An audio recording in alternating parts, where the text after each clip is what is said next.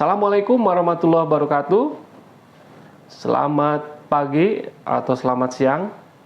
Kita ketemu lagi di mata kuliah Nutrisi Ternak Ruminansia. Adapun bahasan untuk pada hari ini adalah terkait dengan kesalahan metabolik atau metabolic disorder. Capaian pembelajaran mata kuliah yaitu mahasiswa mengetahui berbagai bentuk kesalahan metabolik yang sering terjadi di dalam sistem pemberian ransum pada ruminansia dan mampu melakukan tindakan pencegahannya. Adapun pokok bahasanya adalah kesalahan metabolik atau metabolic disorder. Kesalahan metabolik yang sering terjadi pada ruminansia secara umum diantaranya adalah 1. Milk fever, 2. Susu rendah lemak, 3. adalah aborsi, 4. kembung perut. Sedangkan bentuk kesalahan metabolik ini sering terjadi pada sapi perah atau ruminan lainnya pada fase laktasi. Sedangkan bentuk kesalahan metabolik lain diantaranya adalah ketosis, enterotosemia, positis, acidosis, keracunan tanaman, keracunan urea, Graves tetani, dan urolithiasis. Yang pertama kita bahas tentang milk fever atau demam susu. Milk fever biasanya berhubungan dengan fase laktasi dan ditandai dengan hipokalsemia, hipoposporemia, dan hipo atau hipermagnesia. Pencegahannya adalah mempertahankan taraf kalsium dalam darah pada kondisi yang cukup. Milk fever umum terjadi pada sapi perah sekitar waktu partus akibat tidak mampu beradaptasi terhadap kekurangan kalsium yang hilang melalui susu atau pemerahan. Pada saat sapi laktasi, kalsium susu berasal dari kalsium darah yang disuplai ke dalam ambing karena peranan kalsium dalam tubuh penting dan tidak hanya untuk produksi susu, melainkan untuk proses pembentukan tulang, kontraksi otot, pembekuan darah, dan lain-lain. Maka kadar kalsium darah yang hilang setelah disuplai ke dalam ambing dan dikeluarkan melalui air susu dipertahankan proses homeostasis dengan suatu mekanisme metabolisme kalsium. Apabila terjadi kegagalan dalam proses homeostasis kalsium, maka terjadilah milk fever. Adapun cara pengobatannya, jadi pengobatan milk fever biasanya melibatkan preparat kalsium boroglukonat, magnesium, fosfor, dan kadang-kadang mineral kalium. Juga pemberian vitamin D dengan dosis 20 juta sampai 30 juta unit dalam ransum juga dapat digunakan untuk pencegahan kejadian milk fever karena vitamin D berperan dalam pengaturan absorpsi unsur mineral kalsium. Yang kedua adalah susu rendah lemak. Sindrom susu rendah lemak merupakan kejadian yang perlu mendapat perhatian karena kandungan lemak susu berperan secara ekonomis karena salah satu faktor penentu harga susu saat ini adalah kandungan lemak susu. Jadi total solid atau TS sama dengan solid non-fat ditambah fat. Faktor nutrisi yang terkait yaitu keseimbangan antara karbohidrat siap dicerna, readily digestible karbohidrat yang tinggi terhadap kandungan serat kasar dalam ransum. Yang kedua, bahan suplementasi yang mengandung minyak dan asam lemak tidak jenuh, unsaturated fatty acid. Dan yang ketiga, rekayasa fisik seperti penggilingan, grinding, pembentukan pelleting, dan pembentukan serpi atau flaking. Faktor penyebabnya yang pertama adalah kekurangan asetat yang dihasilkan selama fermentasi rumen, biasanya karena konsumsi biji-bijian yang tinggi. 2. Kekurangan beta hidroksibutirat, prekursor sintesa beberapa asam lemak yang disintesa oleh kelenjar air susu. Dan yang ketiga, peningkatan produksi propionat. Produksi propionat rumen meningkat sekitar 2 kali lipat pada sapi yang diberi ransum dengan porsi bijian atau kandum yang tinggi. Yang ketiga adalah aborsi, yaitu persaingan nutrisi antara anak dan induk. Sebagian besar aborsi terjadi sebagai manifestasi dari respon terhadap cekaman atau stres, seringkali terjadi pada periode di antara 90 sampai 100 hari umur kebuntingan karena pada kondisi nutrisi selama masa krisis ini terjadi perkembangan janin yang sangat cepat sehingga ada persaingan kebutuhan nutrisi antara janin dan induknya. Faktor lainnya adalah infeksi penyakit seperti brucellosis. Yang keempat adalah kembung perut atau timpani atau bloat. Gangguan pencernaan yang disertai penimbunan atau penumpukan gas yang berlebihan di dalam rumen sehingga menyebabkan bagian perut sebelah kiri membesar. Bentuk bloat secara umum dapat dibedakan menjadi dua. Yang pertama adalah bloat berupa gas yang terperangkat karena adanya penyumbatan dan bloat berupa busa yang menghambat terjadinya pelepasan gas.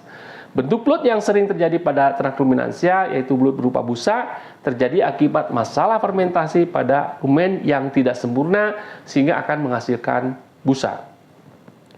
Gejala klinisnya, ternak terlihat resah dan berusaha menghentakkan kaki atau mengais-ngais perutnya. Bagian perut sebelah kiri terlihat membesar dan kencang. Apabila bagian perut ditepuk, akan terdengar suara mirip suara drum. Ternak kesulitan bernapas sehingga sering bernapas melalui mulut. Nafsu makan menurun, bahkan tidak makan sama sekali.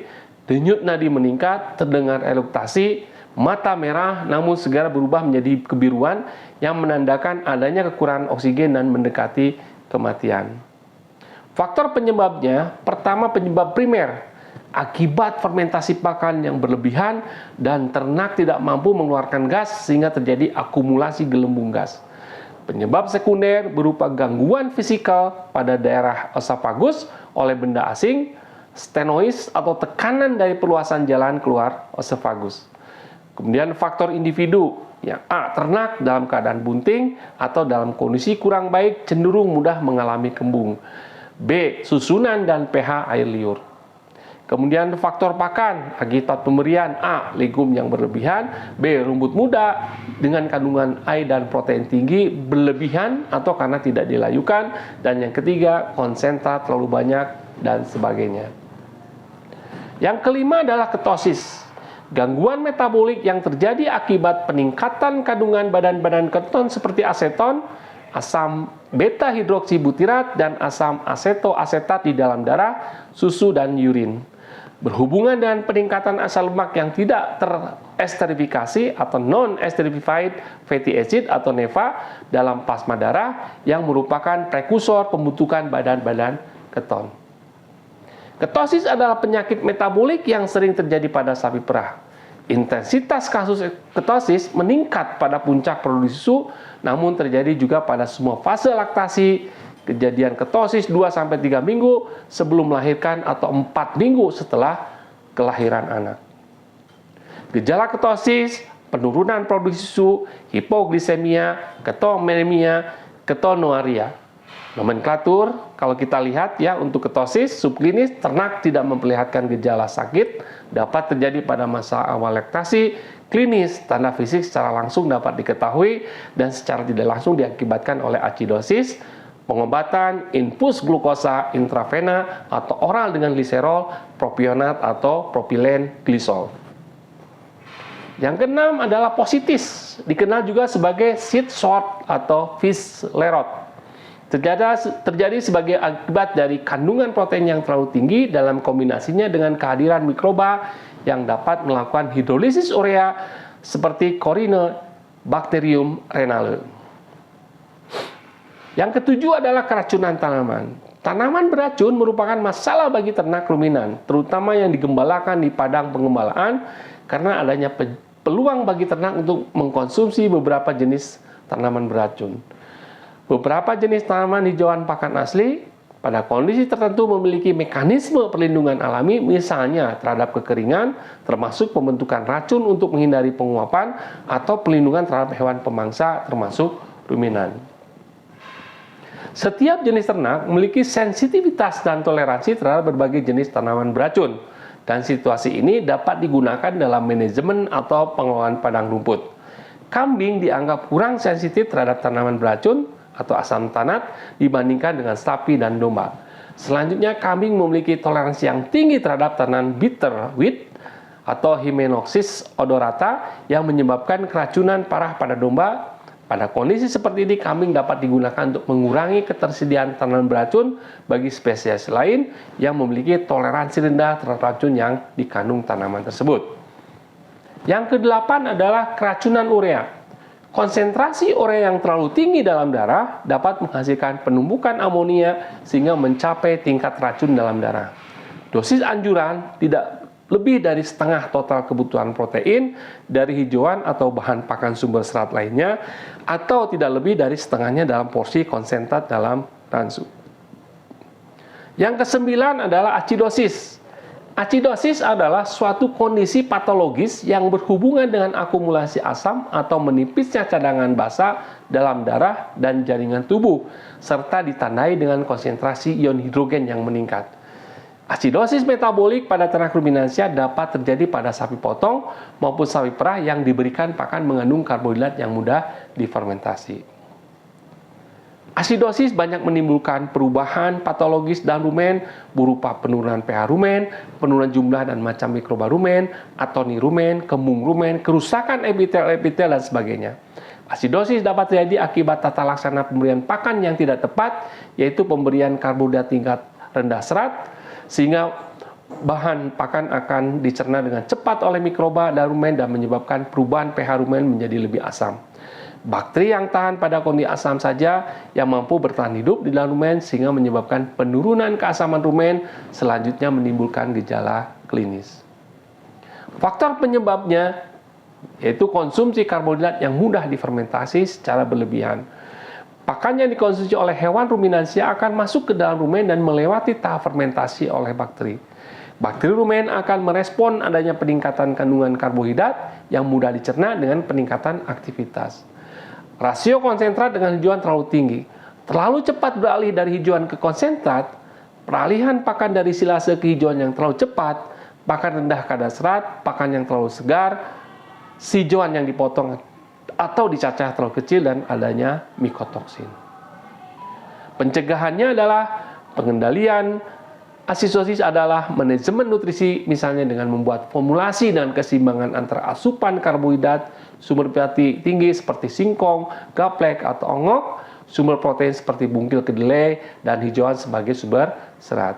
Hindari perubahan ransum secara mendadak karena akan mengubah pH secara cepat sehingga akan mengganggu pertumbuhan mikroba rumen. Lakukan penambahan mineral pada konsentrat yang berfungsi sebagai buffer untuk menjaga kestabilan pH. Pemberian feed aditif yang tepat untuk modifikasi fungsi rumen dan menstabilkan pH rumen dengan baik sehingga kesehatan rumen terjaga yang akhirnya dapat mencegah terjadinya asidosis, misalnya penambahan probiotik atau yeast dalam pakaian sapi perah. Lakukan pemberian ransum baru secara dengan hati-hati dan bertahap. Yang ke-10 adalah enterotoksemia.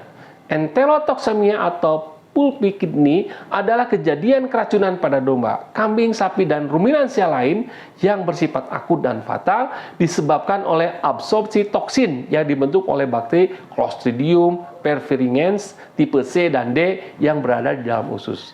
Toksin tersebut menyebabkan peradangan usus sehingga terjadi peningkatan permeabilitas pembuluh darah dan terserap ke dalam pembuluh darah.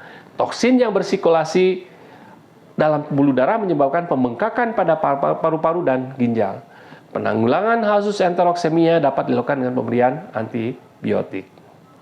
Yang ke-11 adalah Graves tetani. Graves tetani adalah penyakit metabolik yang ditandai dengan rendahnya kadar magnesium dalam darah akibat rendahnya asupan magnesium atau kehilangan magnesium seperti saat laktasi. Pada kondisi normal, kadar Mg dalam plasma darah adalah 1,7 sampai dengan 3,2 mg per dl, sedangkan hipomagnesemia bila kadar Mg plasma adalah 1,0 sampai 1,7 mg per dl, dan kondisi Graves tetani bila kadar magnesium plasma kurang dari 1,0 mg per dl. Sapi periode laktasi paling peka terhadap penyakit ini karena masa laktasi dapat meningkatkan kebutuhan magnesium sehingga sapi laktasi menjadi beresiko mengalami Graves tetani. Salah satu faktor yang dapat memicu Graves tetani adalah pemberian ransum yang mengandung banyak tanaman muda. Tanaman muda yang tumbuh subur akan mengandung kalsium yang tinggi namun rendah kandungan magnesium. Tindakan pencegahannya, yang pertama, suplementasi magnesium pada fase kritis seperti musim hujan dan pengembalaan pada rumput yang basah. 2. Perbaikan kandungan magnesium pada rumput melalui penggunaan campuran legum, penambahan preparat magnesium pada tanah berpasir dan pH rendah. Yang ketiga, hindari penggunaan produk yang mengandung kalium tinggi. Dan yang keempat, pengapuran tanah secara teratur. Yang ke-12 adalah urolithiasis. Urolithiasis adalah penyakit yang disebabkan adanya urolit atau batu kalkusi, kristal, atau sedimen yang berlebihan dalam saluran urinaria melalui ginjal, uretra, atau dapat ditemukan di kantung kemih. Saat urin mengalami tingkat kejenuhan yang tinggi yang disertai dengan kelarutan garam, garam tersebut mengalami presipitasi dan membentuk kristal. Jika kristal itu tidak dikeluarkan, maka akan berbentuk agregat yang disebut dengan kalkuli. Urolit berbentuk karena banyak kristal-kristal yang saling bergabung menjadi satu. Urolit adalah bentukan mineral yang umumnya tersusun oleh sulfit, kalsium oksalat, kalsium fosfat, asam urat, dan cysteine pada urin. Urolit ini terbentuk di dalam saluran urinari dalam berbagai bentuk dan jumlah bergantung pada tingkat infeksi, konsumsi, dan genetika. Pembentukan batu kristal dapat terjadi karena tingginya konsentrasi kristal urin yang membentuk batu seperti kalsium oksalat, asam urat, atau zat yang menghambat pembentukan batu seperti senyawa sitrat yang rendah. Salah satu faktor penyebab terjadinya urolitiasis pada hewan termasuk kambing adalah faktor nutrisi, yaitu kandungan purin, oksalat, dan kalsium yang tinggi. Kejadian penyakit urolitis sering terjadi pada kambing jantan. Terima kasih. Assalamualaikum warahmatullahi wabarakatuh.